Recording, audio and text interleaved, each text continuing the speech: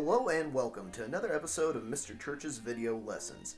As you may be able to tell from the background music, today's lesson will be about the Roaring Twenties, but more specifically, I will be discussing the Prohibition era and how it affected American life. It may be hard to believe considering it is so widely distributed today, but there was a time in American history where owning, buying, or selling alcohol was legal. By the turn of the century, women played a strong role in the temperance movement, as alcohol was seen as a destructive force in families and marriages. In 1906, a new wave of attacks began on the sale of liquor, led by the Anti-Saloon League and driven by the rise of the power of the Protestant religion and its view of saloon culture as ungodly. In addition, many factory owners supported Prohibition in their desire to prevent accidents and increase efficiency of their workers. In 1917, U.S. Congress submitted the 18th Amendment, which banned the manufacture, transportation, and sale of intoxicating liquors for state ratification.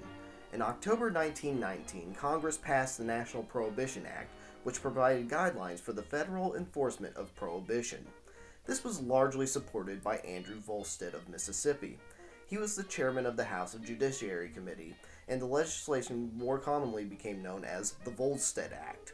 Federal and local governments struggled to enforce prohibition over the course of the 1920s.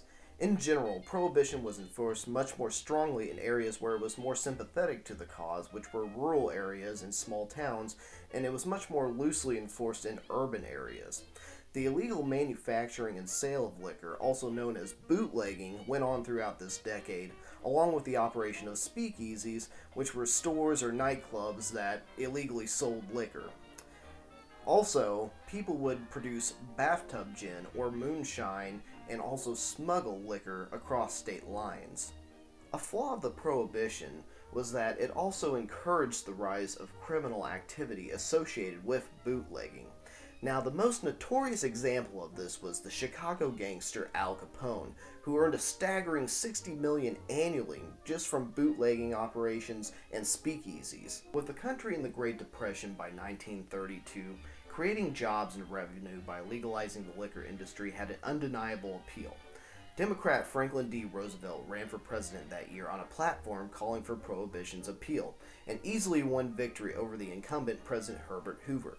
FDR's victory meant the end of Prohibition, and in February 1933, Congress proposed the 21st Amendment to the Constitution. This would repeal the 18th. The amendment was submitted to the states, and in December 1933, it had been ratified.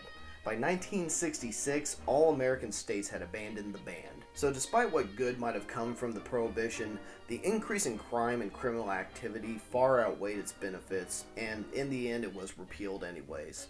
This concludes the video lesson. I hope you gained a better insight on a unique period of American history.